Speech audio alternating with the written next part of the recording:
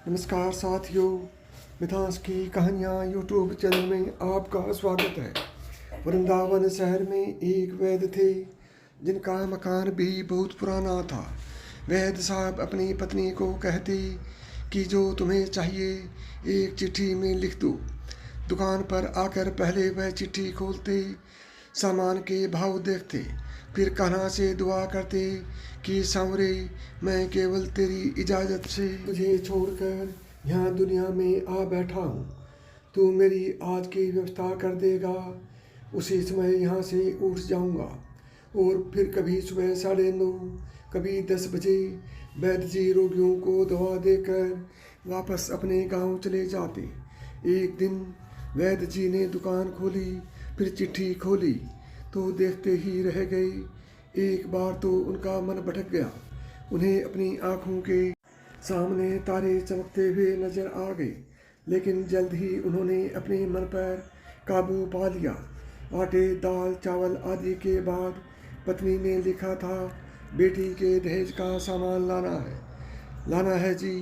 कुछ देर सोचते रहे, फिर बाकी चीज़ों की कीमत लिखने के बाद दहेज के सामने लिखा, यह काम मेरे कान्हा का है।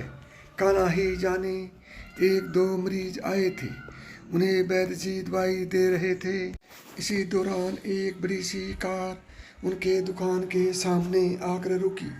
दोनों मरीज दवाई लेकर चले गए। वह साहब कार से बाहर निकले और राधे राधे कहकर बेंच पर बैठ गए। वैद्य जी ने कहा कि अगर आपने अपने लिए दवा लेनी है तो आपकी नाड़ी देख लो। उस आदमी ने कहा कि वैद्य जी, मुझे लगता है आपने मुझे पहचाना नहीं। मैं 15-16 बाद आपकी दुकान पर आया हूँ। आपको पिछले मुलाकात की बात सुनाता हूँ, फिर शायद आपको सारी बात याद आ जाएंगी। वैद्य जी, मैं 5 से 6 साल से इंग्लैंड में रहता हूँ। इंग्लैंड जाने से पहले मेरी शादी हो गई थी, लेकिन अब तक बच्चा नहीं हुआ।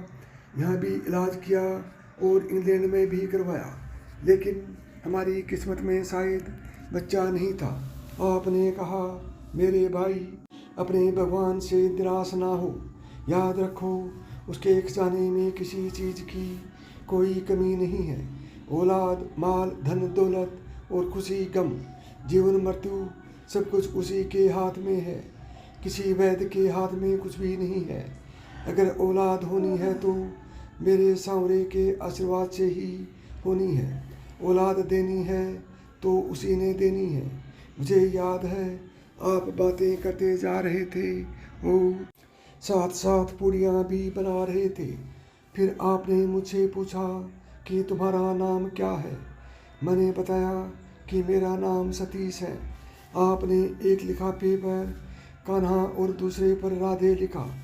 फिर दवा लेने का तरीका बताया, लेकिन जब मैंने पूछा कितने पैसे, आपने कहा बस ठीक है।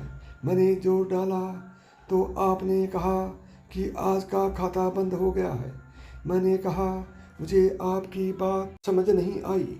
आपने बताया, भाई, आज के घर खर्च के लिए जितनी रकम वैद्य ने कान्हा जी से मांगी थी वह सांवरे ने इनको दे दी है। अधिक पैसे वे नहीं ले सकते। मैं बहुत हैरान हुआ और शर्मिंदा भी हुआ कि मेरे कितने घटिया विचार थे और यह वैद्य कितना महान व्यक्ति है। मैंने जब घर जाकर बीबी को दवा दिखाई और सारी बात बताई तो उसके मुँह से निकला, वो इंसान नहीं, कोई फरिश्ता है और ये उसकी दी हुई दवा हमारी मनोकामना जरूर पूरी करेगी। जी वैद्य जी, आज मेरे घर में 3 बच्चे हैं। हम पति पत्नी हर समय आपके लिए दुआएं करते हैं। जब भी वृंदावन में छुट्टी में आया, कार उधर रोकी, लेकिन दुकान को बंद पाया। कल दोपहर को भी आया, दुकान बंद थी।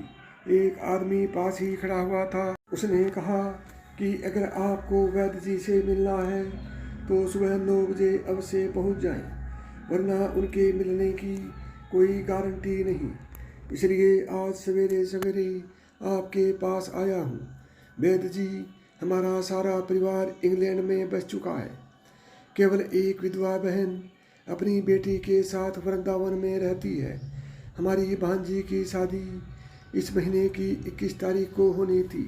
इस भांजी की शादी का सारा खैर मैं अपने जिम्मा लिया था। 10 दिन पहले इसी कार में उसे मैं पानीपत अपने रिश्तेदारों के पास भेजा कि शादी के लिए जो चीज़ चाहे खरीद ले। उसे पानीपत जाते ही बुखार हो गया, लेकिन उसने किसी को नहीं बताया। बुखार की दवा खाती रही और बाज़ारों में फिरती रही। बाज़ार में फिरते फिरते अचानक बेहोश होकर गिरी। उसे अस्पताल ले गए। वहाँ बेचारी इस दुनिया से चली गई। इसके मरते ही न जाने क्यों मुझे और मेरी पत्नी को आपकी बेटी का ख्याल आया। हमने और हमारे सभी परिवार ने फैसला किया है कि हम अपनी भांजी के सभी दहेज का साज सामान आपके यहाँ पहुँचा देंगे। शादी जल्दी है तो इंतज़ाम खुद करेंगे, और अगर अभी कुछ देर है तो सभी खर्चों के लिए पैसा आपको नकदी पहुँचा देंगे। आप कृपा करके मना मत करना, अपना घर दिखा दें ताकि सारा सामान वहाँ पहुँचाया जा सके। वैद्य जी हैरान परेशान हुए। बोले, सतीश जी, आप जो कुछ कह रहे हैं मुझे समझ नहीं आ रहा। मेरा इतना मन नहीं है। मैं तो आज सुबह जब पत्नी के हाथ की लिखी हुई चिट्ठी यहाँ आकर खोल कर देखा तो मिर्च मसाला आटा दाल के बाद जब मैंने ये शब्द पढ़े, बेटी के दहेज का सामान, तो तुम्हें पता है मैंने क्या लिखा? आप खुद यह चिट्ठी जरा देखें। सतीश जी यह देखकर हैरान रह गए कि बेटी के दहेज के सामने लिखा हुआ था, यह काम कान्हा का है, कान्हा ही जाने। सतीश जी यकीन करो, आज तक कभी ऐसा नहीं हुआ था कि पत्नी ने चिट्ठी पर बात लिखी हो मेरे सामने का उसी दिन व्यवस्था न कर दी हो। आपकी भांजी की मौत का मुझे सदमा है, अफसोस है, लेकिन मैं सावरे की कुदरत से हैरान हूँ कि वह कैसे अपना काम दिखाता है। वैद्य जी ने कहा, जब से होश संभाला है मैंने बस एक ही पाठ पढ़ा है, शुक्र है मेरे सावरे, तेरा शुक्र है। नमस्कार दोस्तों, जय श्री कृष्ण।